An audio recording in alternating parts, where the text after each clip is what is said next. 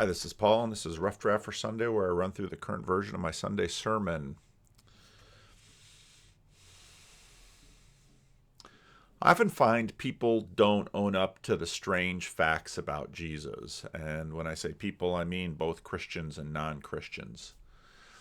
Even though today Jesus has a reputation for being wise, nice, loving, accepting, opinions about him, according to the sources that we have, swung wildly during his life. There are points in time when he was really sought after. Huge crowds wanted to listen to him, wanted to see him perform miracles. He was wildly popular. People thought for sure that Jesus was going to fulfill their expectations for what they thought should happen down the road. But even those who loved him and had devoted their life in service and learning from him, his disciples, were regularly confused by him. He would get frustrated with his disciples, and sometimes they were just seemingly undone by the kinds of things he did and said, not because he was somehow wrathful towards them, but because of the power he displayed, being close to Jesus was just unnerving.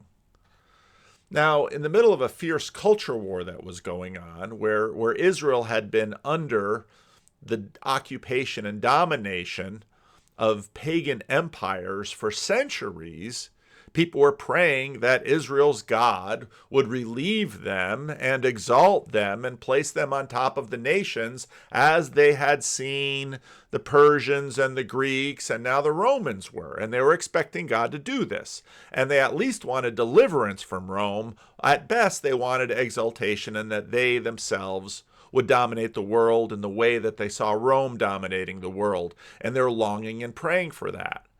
And as had been the case with the Greeks, they were sort of fomenting and wanting their independence. And because they were able to wrest their independence from the Greeks a century before, they were hoping they could do so again.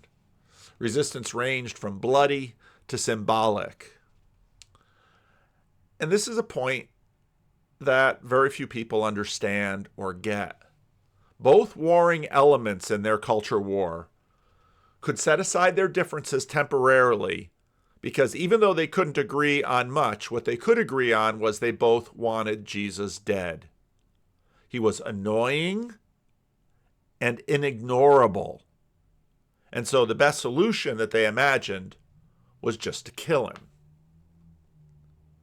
Now, I think part of this is because Jesus in himself embodied the unresolvable.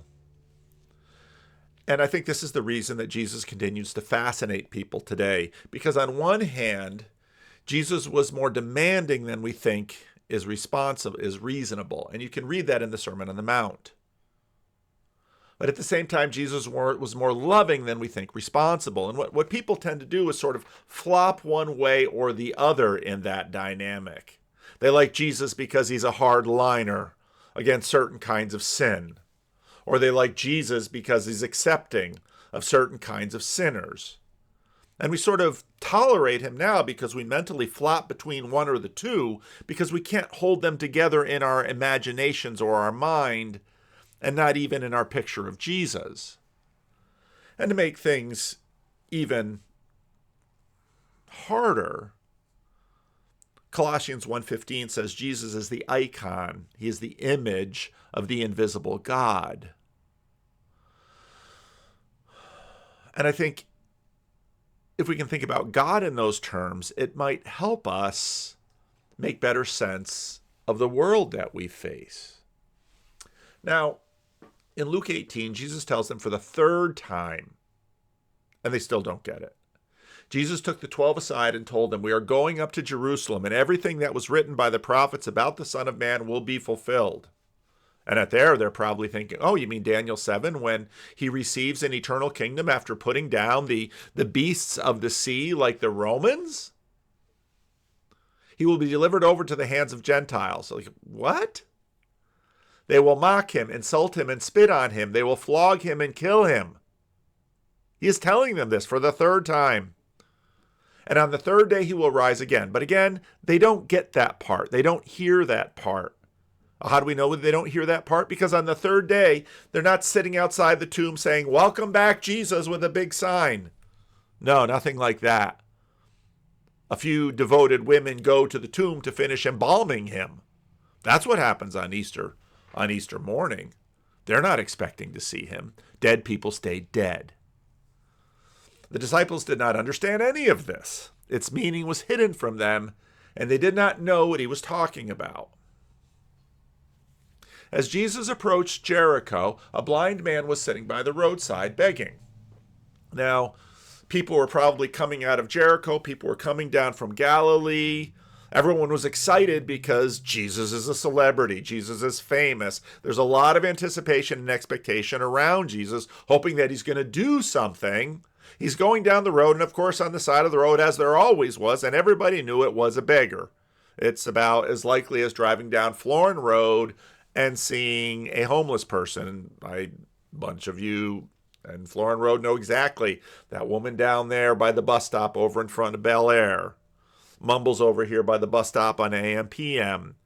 There's going to be someone there by the road, and this beggar is by the road. Now, a modern Western equivalent might have been the inevitable crowd that fills an airport when a famous, victorious athletic team returns home. Some of the crowd with Jesus had followed him from Galilee, but the majority greeting him were likely from Jericho.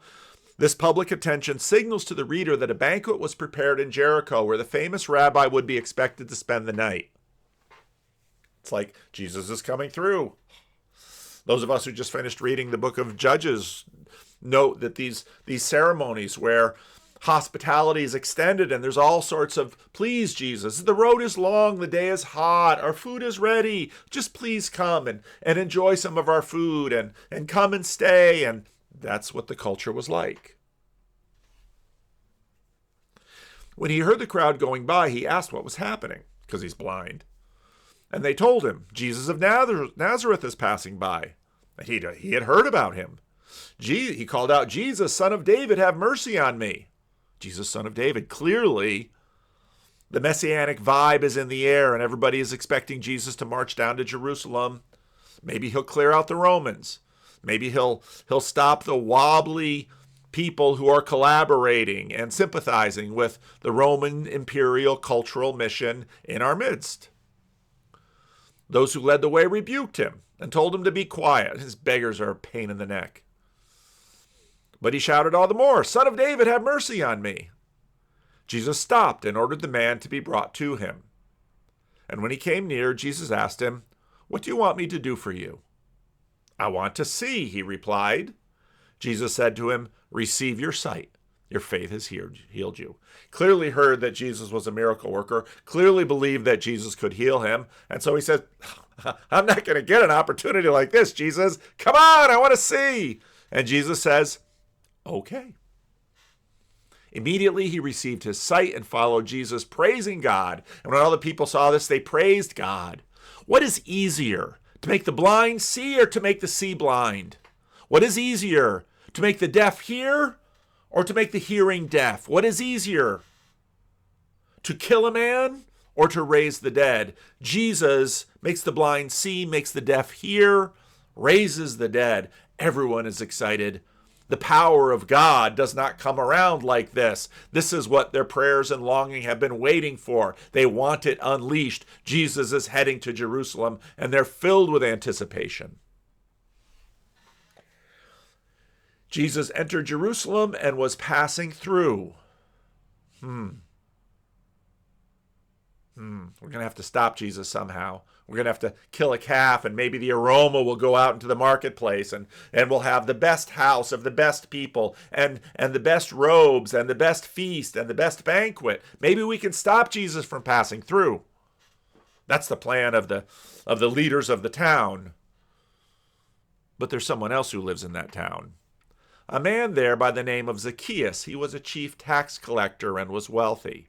Now, what that means was he was doing tax farming for the Romans and the Herods probably, and he was gouging the people of the town. He was a wealthy man because he was a crook. He had Roman soldiers to back him, and he would say, "You pay this much, and I'll keep my slice, and I'll give it for the Romans." It's called tax farming. He wanted to see who Jesus was. Jesus is famous. But because he was short, he could not see over the crowd. So he ran ahead and climbed a sycamore tree to see him, since Jesus was coming that way. Now, this was a brave thing for Zacchaeus to do, because probably the people of the town, he might have even had bodyguards with him, we don't know, but probably the people of the town would be like, boy, if I can get a shot at Zacchaeus, I'm going to take it. There are all sorts of religious factions that had ways of sort of opposing Jesus, fleeing society, expecting destruction, violent resistance to the Roman occupation, social pressure campaign to encourage religious observance, ostracized Roman collaborators like tax farmers like Zacchaeus.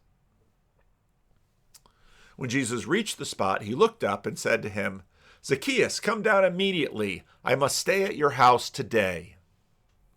So he came down at once and welcomed him gladly. Of course, Jesus is a celebrity. Jesus is a miracle worker. Jesus is a star.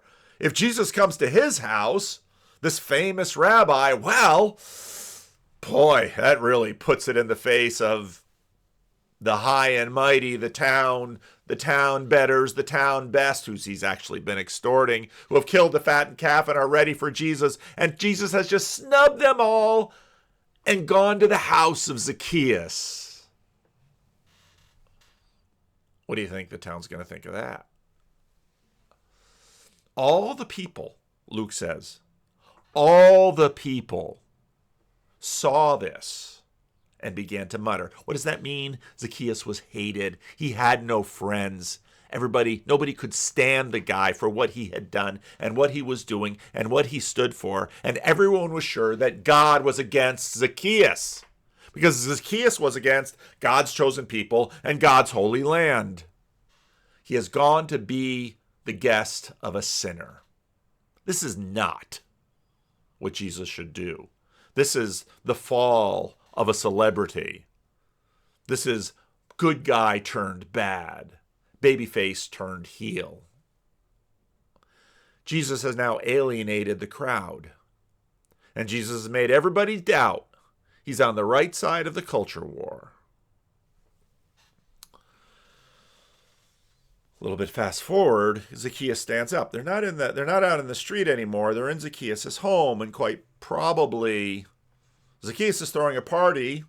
He's got a few friends, probably prostitutes, other tax collectors, other people who are A-okay with the Romans being there, or at least going to make a quick buck.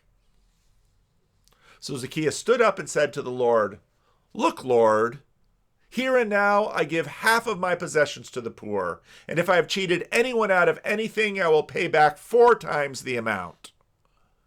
Jesus said to him, "Today salvation has come to this house, because this man too is a son of Abraham. For the Son of Man came to seek and save the lost." How do you think this whole little scene was received? Well, Kenneth Bailey, after living in the Middle East for a time and being a New Testament scholar, speculates. Zacchaeus hosts a banquet that evening. As was the custom at the time, all are reclined, and no one tells Zacchaeus what he must do. Everybody's probably, all right, well, there's free food. I want to go and see what happens here. Is there going to be a miracle? Maybe Jesus was like doing something to get into the house, and maybe he'll blast him. Maybe he'll take the blindness from the beggar and put it on Zacchaeus. Wouldn't that be great? Inevitably, he senses the pressure to respond to the courageous man who has crossed the picket line, entered his house as a guest for the night, and by doing so has taken upon himself the hostility of an entire town. That's what Jesus has done. He's taken upon himself the hostility of an entire town, and this is foreshadowing that Jesus would take upon himself the hostility of an entire world. The moment comes when Zacchaeus, who had been reclining with Jesus and the other guests, stands to give his formal response. In traditional Middle Eastern style, he exaggerates in order to demonstrate his sincerity and pledges to give away 50% of his assets. Then he says he will pay back 4-fold anyone he has cheated, which is probably everyone. If all the money he has ever collected unjustly from the community over the years amounts to 13% of his remaining assets, he cannot fulfill this pledge. So what do we think of Zacchaeus? Is he sincere? Jesus has said salvation has come. What happens next? There's a whole lot of unfinished stories in the Bible. If you remember 2 weeks ago, we had the parable of the prodigal son, and that story remains unfinished. But Jesus is dealing with exactly the same issue that he's dealing here in Luke chapter 18 and 19. He's dealing with the fact that people are angry with Jesus because he's not doing right in their mind. He's not punishing the wobbly, scorching the tax collectors, driving out the prostitutes. He's not doing what everybody imagined needs to be done for God to finally exalt Israel. He's doing something else, and they're not entirely sure. In fact, some of them are very sure it's the wrong thing, and it's exactly this thing that's going to cost Jesus his life. But this story is actually the fulfillment of the father going out to the older brother in the prodigal son story and saying, everything that I have is yours, but my son is dead and is now alive again. And so now, once again, they are at a feast, just like the feast in Luke 15. Zacchaeus is the younger brother who has gone out, but instead of losing all his money, Zacchaeus has gained all his money. Zacchaeus has been alienated from his father in heaven and his people. And Jesus is acting like the older brother should have acted in Luke 15. And made haste to reconcile Zacchaeus to the Father and to the rest of Israel. That is what Jesus is doing. Jesus is fulfilling the parable of the prodigal son right in front of all of them. He might have even told the story at the banquet, I don't know. Zacchaeus finishes the unfinished story of Luke 15 by promising to restore to Israel what he has taken from her. This is the speech that the younger brother did not give in the far-off country. Zacchaeus has done better than the prodigal son. And he has promised to, now that he has restored the relationship with the Father through Jesus, to restore his relationship with his brothers and sisters in Israel. That's his promise that he's made. Now this mission comes at great cost for Jesus. Jesus has taken upon himself the hostility of the town in order to rescue Zacchaeus. Will it work?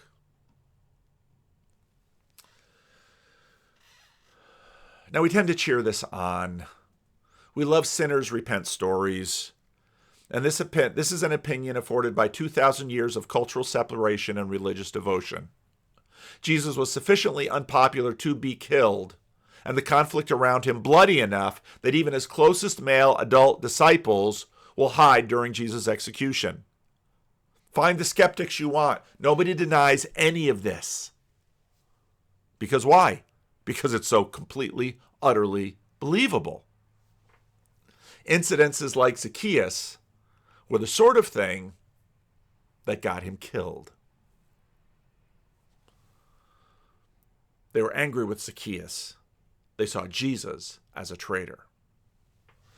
So we tend to try to analogize the situation into our own, to redefine in-groups and out-groups, to sort of apply it to Jesus. Clearly group and then fill in the blank in your mind. Jesus would be against them and for me and all of the things that I think. Or Jesus wouldn't be against anyone. He would be nice to everyone. But neither fits the pattern. Because remember, he's more demanding than we think reasonable. He's not simply nice. What Jesus is doing there is not nice at all. It's not nice to the rest of the town. They're not happy with him. In fact, what we'll see is that a lot of people are so unhappy with him, they want him dead. But he's also more loving than we think responsible. So be careful with your justification of your hatred against group X. Because that's not what he's doing either. And you see, those are so often the only two things we can have in our mind especially in a polarized time. It's one side or the other, or it's no side at all. And that's not Jesus. Now, the younger brother of Luke 15 cannot repay or repair what he has broken. And according to Kenneth Bailey, neither can Zacchaeus. He can't afford it. He might be a wealthy man, but all that money has been taken. And if he makes good on his promise, he won't be able to do it. There's a reason the people of Jericho want Jesus dead, and they won't forgive. They probably want Zacchaeus dead too. But enough of that will transfer to Jesus wherever he goes, and Jesus knows this, which is why Jesus begins to say to the 12, this is what's going to happen. All along the way, I'm going to do things. Lots of people are interested in me because of the miracles, and I'm going to do these things, and they're going to hate me. And all of you are going to be so terrified. In fact, you'll be so terrified that you're going to deny me and abandon me. And I am going to be killed by the agreement of two groups of people that hate enough to kill each other. That's how bad this is going to be. Jesus will be betrayed. Culture war enemies will collaborate to have him killed.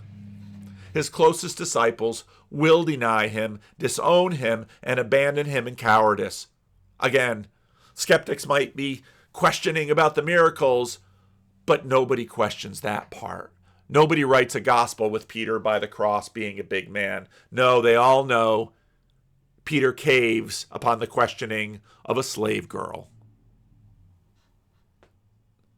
Jesus will take upon himself not only the hostility of Jericho, but the hostility of the world. He will do what is necessary for an undeserving world where nobody understands what he's doing at all, which is what makes him terribly, terribly alone.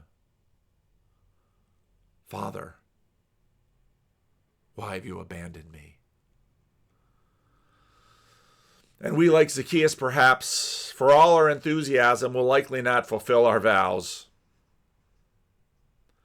and will not give up the gift, not live up to the gift he has given. That's the shame.